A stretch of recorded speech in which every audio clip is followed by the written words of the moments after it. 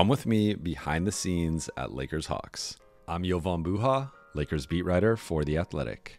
If you like soap operas, then the Lakers Hawks game was for you. It had a little bit of everything, some pre and post game cryptic tweets, some trade intrigue, players talking about their role post game. But before we get into that, I got to take you from Houston to Atlanta. The second night of a back-to-back is always tough, but staying at the Marriott Marquis made it a little better. I really like this hotel. It might be my favorite one on the road, just from an aesthetic perspective.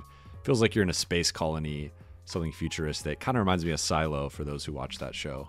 I'm not a morning person, so staying up late for a game, then getting up early and flying, getting into a new city, getting into a new hotel. It's a bit rough on the sleep schedule. I was definitely feeling it. Got upgraded to a suite, had a nice view though. I really like Atlanta.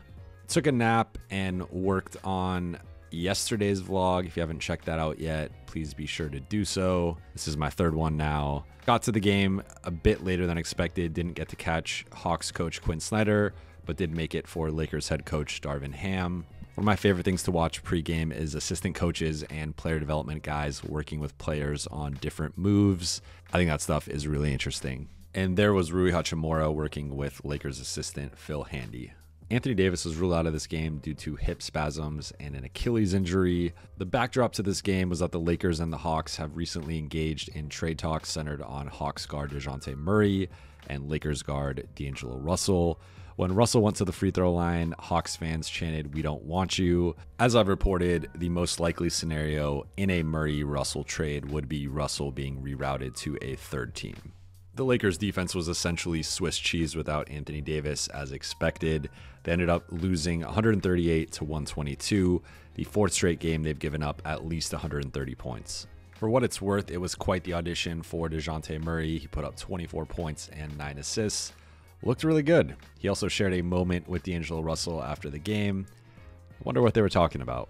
Murray wasn't even the most newsworthy part of the night, as 20 minutes before the game, Christian Wood tweeted LOL after the starting lineups were announced and he wasn't starting.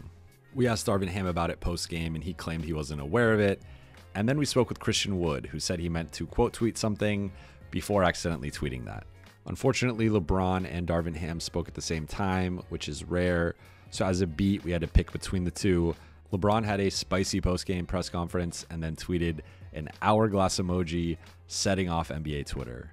I finished my night with a much-deserved bacon cheeseburger. If you made it this far in the video, I appreciate you. This is my third vlog and I've really been enjoying it, so stay tuned for more.